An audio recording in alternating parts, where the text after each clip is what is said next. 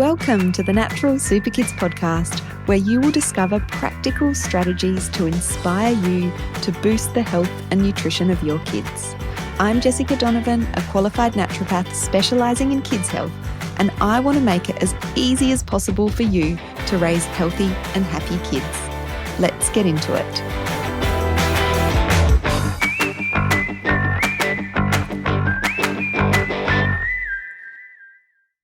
Hello, everybody. Welcome back to the Natural Super Kids podcast. Today, I am joined with our naturopath, Laura, again for sort of part 2 of the episode that we recorded last week. Welcome, Laura. Hello, everyone. It's great to be here.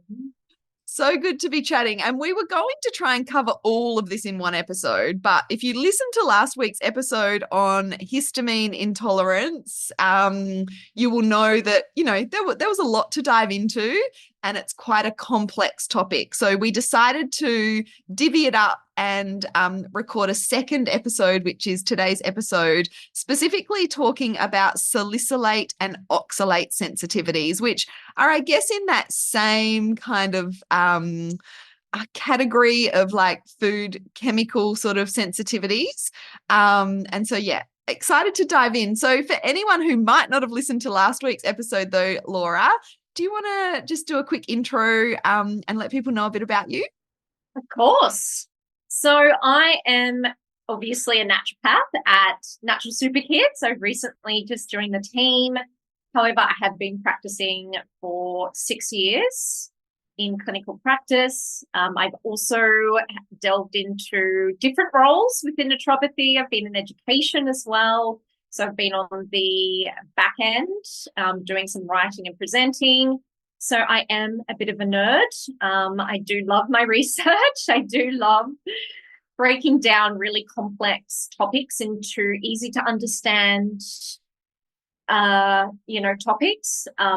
And I just love helping people. And I'm here for support.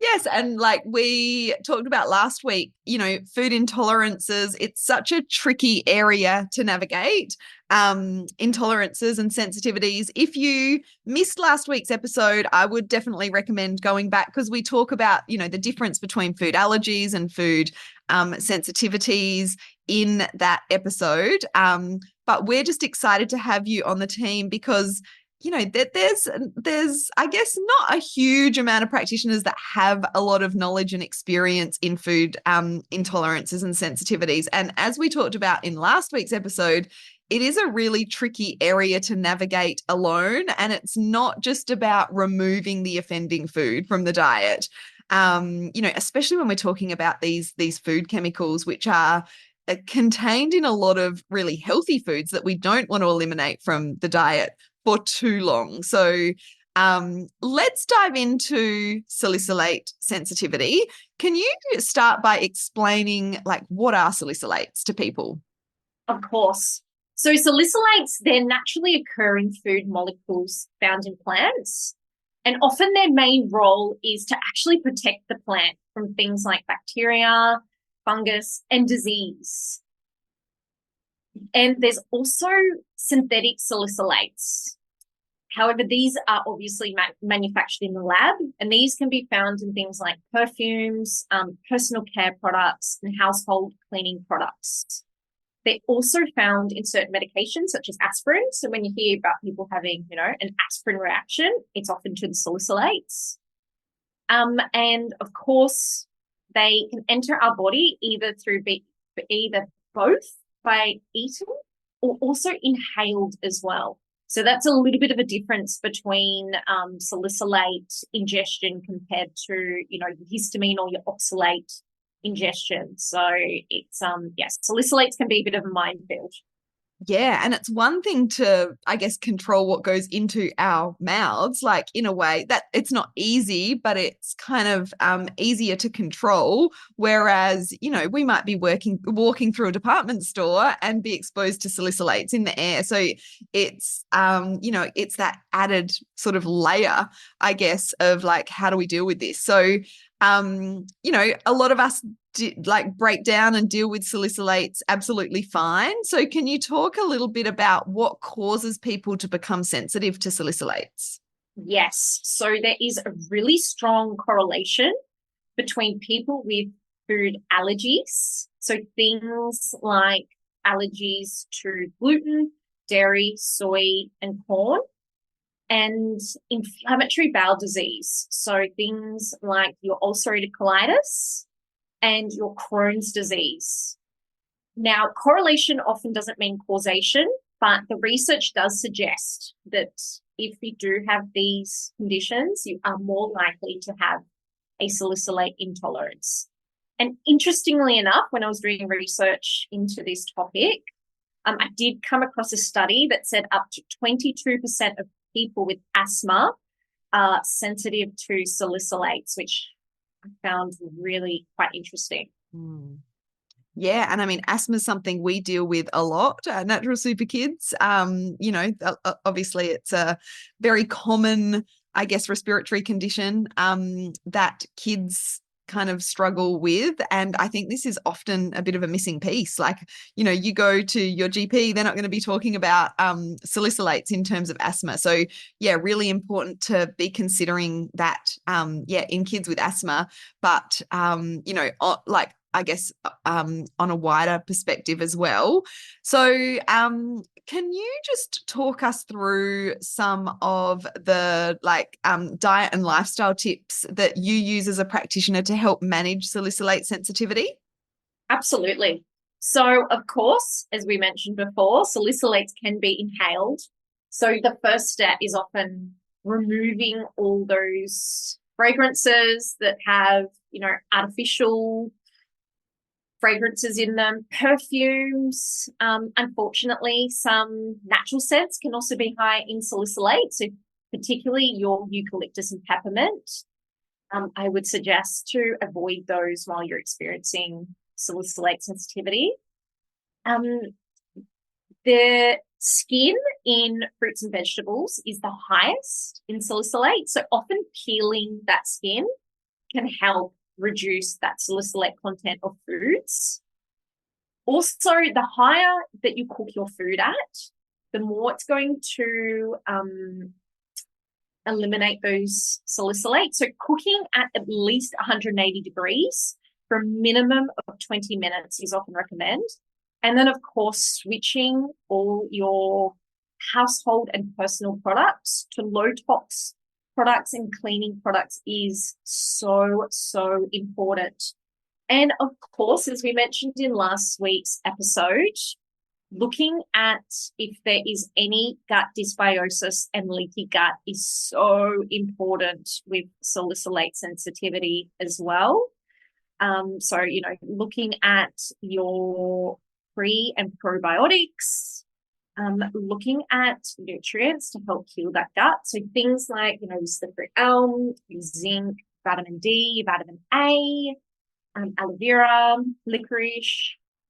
These are all really, really important nutrients that help heal that gut lining. Some other things that are really important is chewing your food well, which I know a lot of people out there are probably guilty of, when you're exceptionally busy, you just want to wolf down your food. But when you chew your food adequately, it releases the enzymes that are required to break down these salicylates in our digestive tract. And we need these digestive enzymes. So, often we do, if there is a problem with digestive enzymes, we can actually prescribe certain digestive enzymes to help digest your food better. Of course, making sure that your bowels are regular is again important, because when we don't have regular bowels, we can be recirculating these chemicals throughout our body. So we're just getting a constant response over and over again. And then making sure that we also tackle our dysbiosis as well, which is an imbalance of good to bad bacteria. So making sure that we don't have an overgrowth of any bad bacteria, but also making sure that our good bacteria is at a good level as well. So it's not just about the bad bacteria, but for, when we see gut tests come in, often we see that there is a deficiency of our good bacteria as well, so looking at your lactobacillus, your bifidobacteria, there's other important bacteria in there as well that can help break down salicylates. Yeah, and it comes back to, I mean, we talked a lot about this last week when we're talking about histamine intolerance, like, it's building up that gut function and making sure that the gut is, the microbiome is balanced and diverse. Microbiome testing can be really helpful in these kinds of chemical, like food sensitivities as well, can't it? Definitely, definitely. And then, of course, stress can be a massive trigger. So people often find, when they go on holidays or whether they're, on the weekend, if they're just relaxing, they find, oh, my symptoms have disappeared. And then they get back into their routine and the stress and of day-to-day life, and they find their symptoms go up again. So, making sure that you are incorporating all your stress relieving activities every single day is really, really important. And then, of course, looking at your environment as well. Have you moved house? Do you live near a busy road? What washing powders or cleansers do you use? Do you use deodorants? Do you use toothpaste that have got mint in them? So, often it's doing an audit of your whole house and what you're using. That's also really, really critical as well. Yeah. And this is where, practitioners can come in because, again, it can be a bit of a murky area. There's a lot of healthy foods that contain salicylates. Like you said, there's, natural, so you might be moving away from the artificial fragrances and perfumes, but there's some, natural essential oils and scents that can be high in salicylates as well. So navigating this with the help of a practitioner is really important. And I know you're very well versed in this area. Can you, I think, I know we talked about plant foods, being potentially high in salicylates. As a practitioner, what are some of the, I guess, red flags that you're looking for that someone that's listening might go, oh yeah, I react to those foods, or I experience those symptoms. What would some of those things be? Definitely. So things like headaches and migraines, they can be a bit of a red flag. As I mentioned before, when I said, there's research to show that 22% of people with asthma could potentially have a salicylate sensitivity. So again, asthma can be a red flag. Also things like eczema, so skin conditions. When we think about the correlation between, we always talk about the gut-brain axis. We also have a gut-skin axis. So anything that's going on in the gut is going to affect our skin. And our skin is obviously one of our major detoxification organs.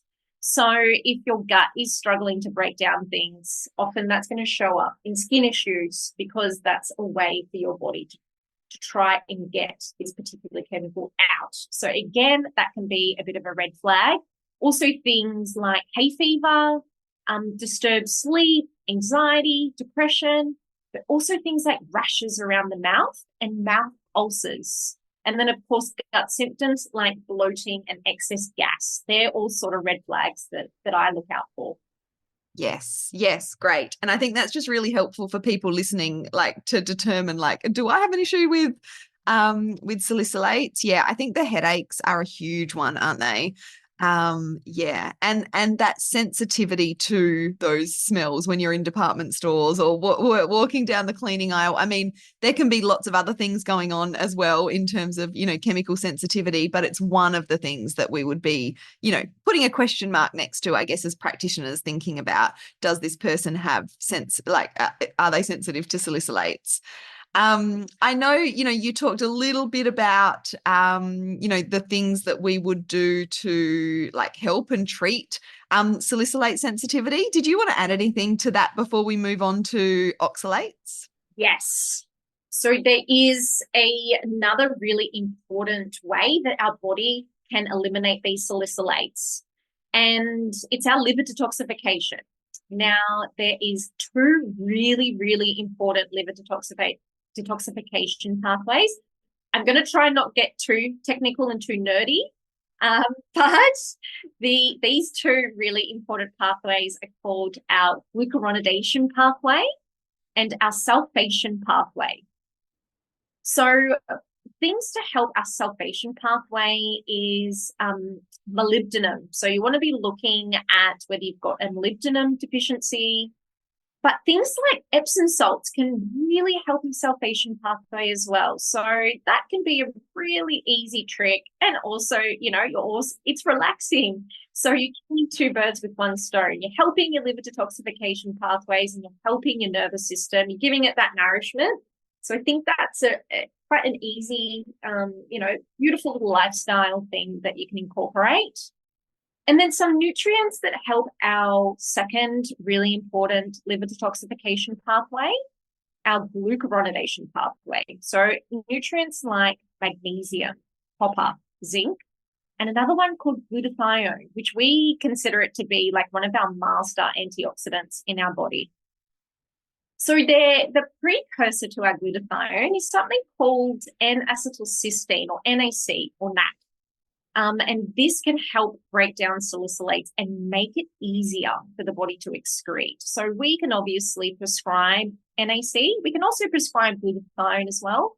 But often I find I've seen quite good results using the precursor to the glutathione. And then another really beneficial one that has lots of evidence to back up its use is an amino acid called glycine. So again, this helps. What this actually does is it binds to the salicylates, and then it actually makes it easier again for the body to remove these salicylates out of the body. But the other really fantastic thing about glycine is it's fantastic for our gut lining. So it can reduce leaky gut. And glycine also has a calming effect on our nervous system. So it can help reduce symptoms such as headaches or anxiety or sleep issues.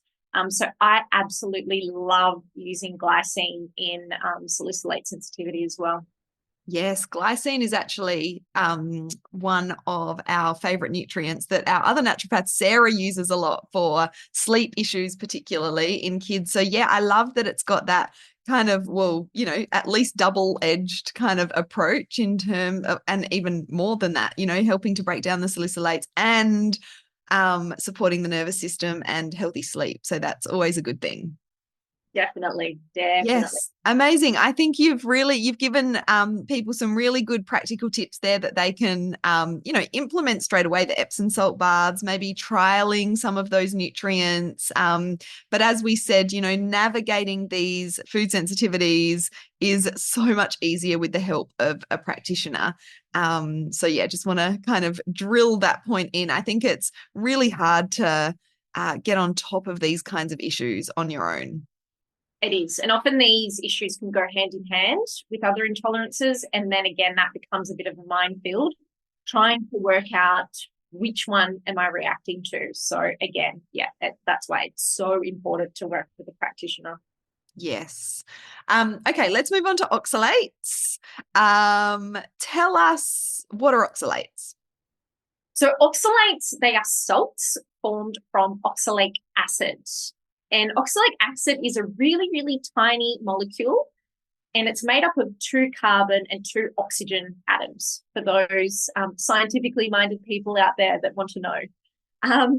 But this molecule often combines with other minerals to form salts called oxalates. So you might have heard of something like calcium oxalate, iron oxalate. So it is actually the calcium oxalates that can cause issues. So under normal circumstances, calcium and small amounts of oxalate are present in our urinary tract at the same time. So they usually stay dissolved and don't cause any issues. However, sometimes they can bind together and form crystals. And then for some people, these crystals can turn into stones. So this particularly happens when oxalate levels are high and urine volume is low.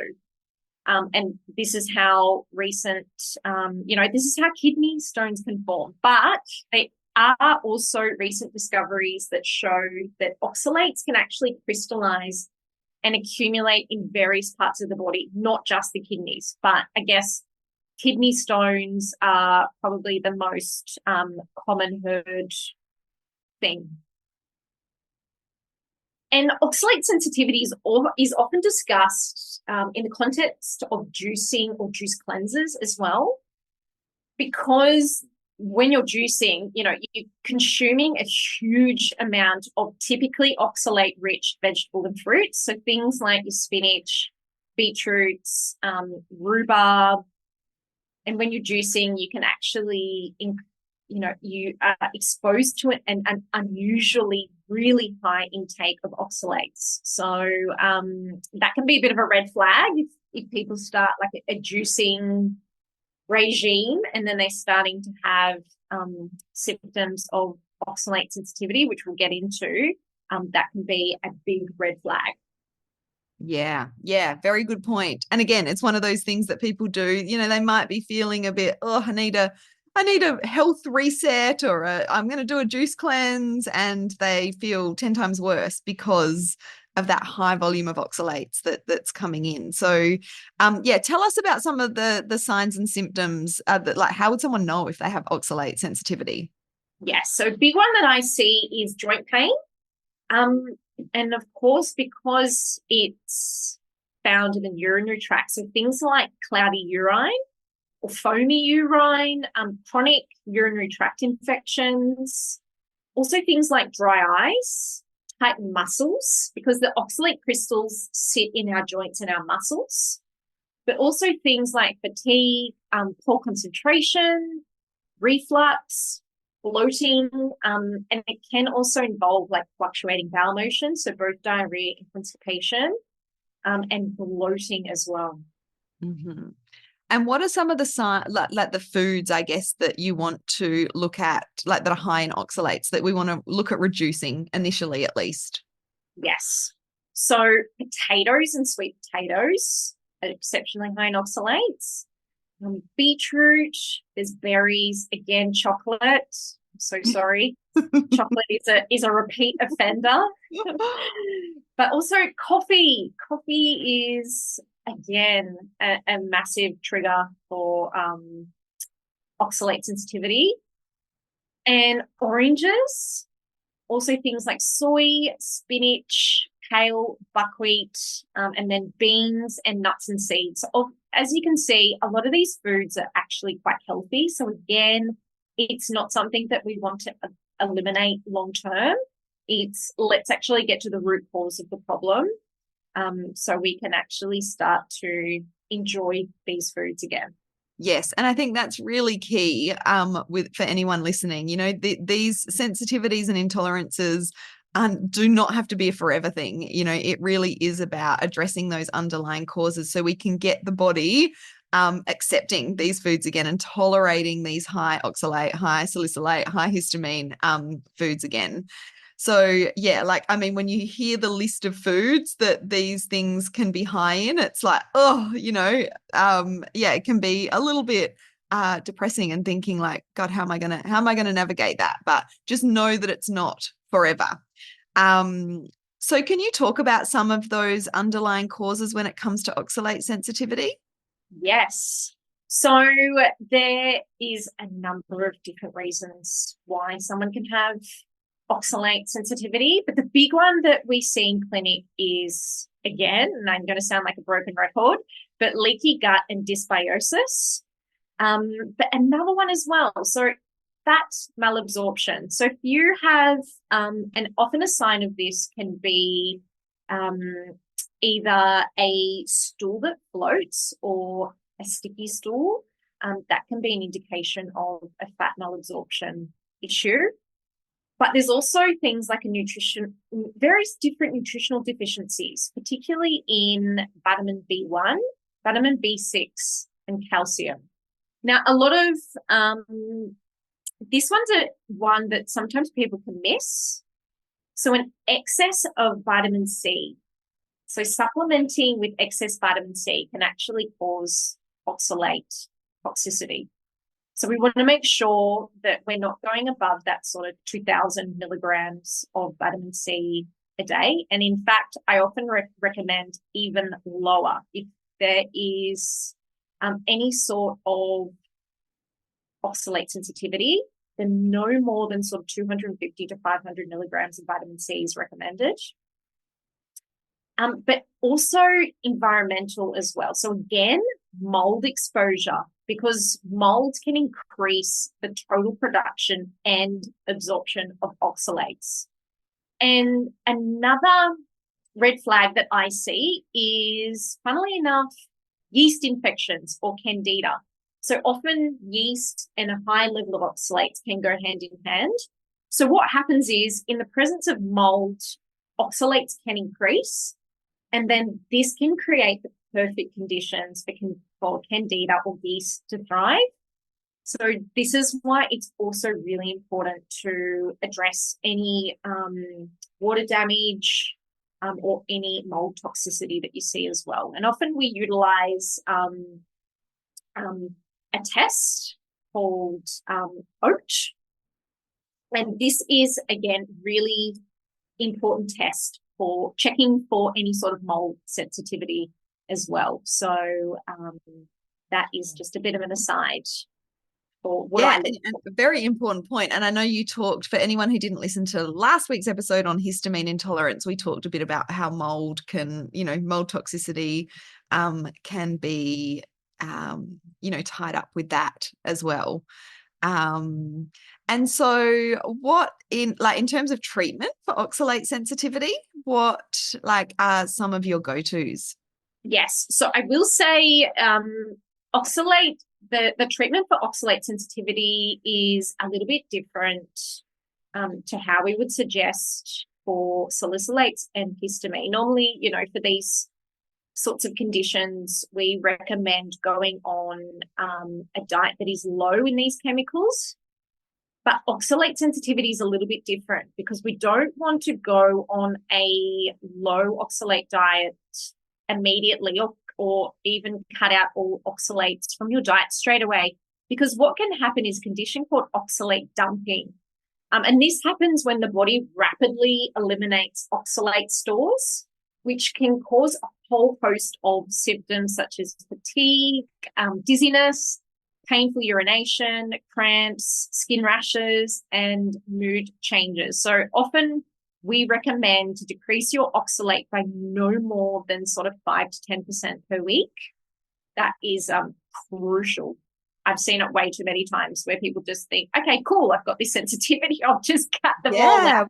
Exactly, which is what you would normally do, at least short term. But yeah, I'm really glad that you've explained that, because that's so important for people to understand. Yeah, definitely. But there's also other therapeutics that we can use as well. So any of your citrates are really, really powerful for oxalate sensitivities, but particularly your calcium citrate, because calcium citrate actually helps remove oxalates from the gut. And then, of course, there's other citrates that you can use, so potassium citrate and magnesium citrate.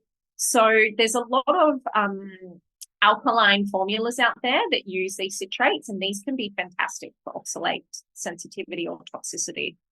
Of course, working on your gut is critical. So working on if there's any dysbiosis in there, looking at your ratio of good to bad bacteria.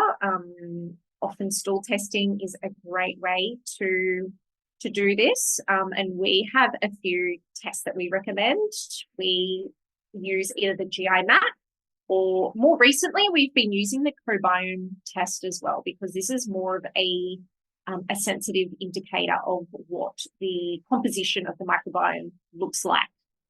Yeah, it gives us that really clear picture, doesn't it, as to what exactly is going on in the microbiome, because that can look different for even two different people that are struggling with oxalate sensitivities. Their gut microbiomes can be very different. So then we have that more targeted approach when we know exactly what's going on. Exactly. And then there's a few other nutrients that help as well. So biotin, And biotin is also great because it helps if there's any connective tissue issues there as well, which can sometimes go hand in hand with oxalate sensitivity. So things like carpal tunnel, if there's any sort of like joint pain or anything like that. Vitamin B6 is also quite effective. CoQ10, again, this can be great because often I see fatigue is quite an issue with oxalates and toxicity. So CoQ10 is fantastic for our energy production. So again, we're getting like a double benefit there. Also, boiling our vegetables. So boiling vegetables can reduce oxalate content by up to 87%, depending on the vegetable. So that is quite a handy lifestyle tip. And of course, making sure that you're drinking plenty of water. So aiming for that sort of 2 liters a day, because as I mentioned before, oxalates are commonly found in the urinary tract. Really, really important that we're flushing out those build-up of waste products through our urinary tract efficiently. Yeah, and you can hear, from some of those suggestions, not what we would normally suggest as general kind of, healthy eating suggestions like boiling your vegetables, for example. But yeah, in these kinds of situations, like the way that we prepare our food definitely makes a difference. Definitely. Yes. Yes. Yeah. Okay.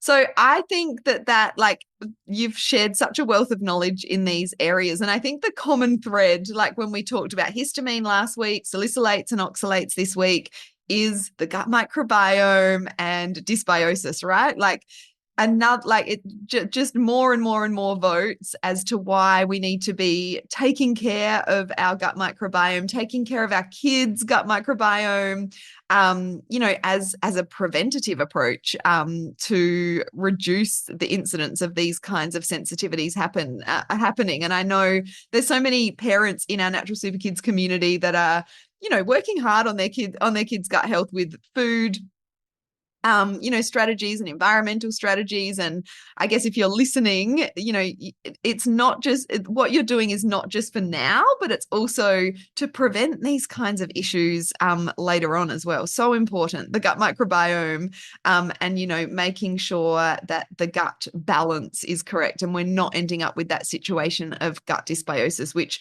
you talked about, many, many times during these episodes. Definitely. So important. Yes. And harder than ever, really, to take care of our gut microbiomes these days with, the processed food and the additives and the chemicals in the environment. But it's something we will continue to harp on about here at Natural Super Kids because it is so important, because these kinds of, conditions, sensitivities are not fun to have to deal with. So, to do what we can to prevent them is much better than having to work on treating them at the time.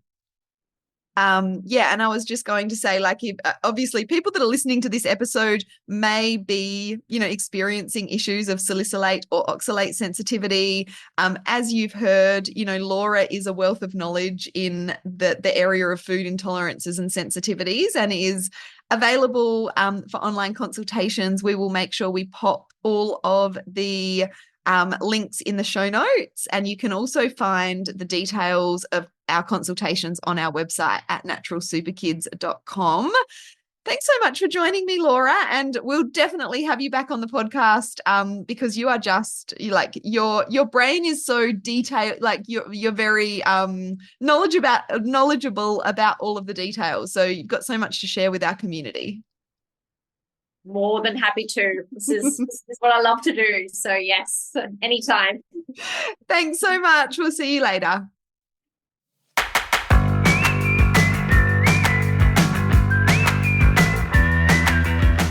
Thank you so much for joining me on the podcast today. Head on over to our website, naturalsuperkids.com, for the show notes for this episode, as well as a whole heap of inspiration to help you raise healthy and happy kids. I'll see you next week.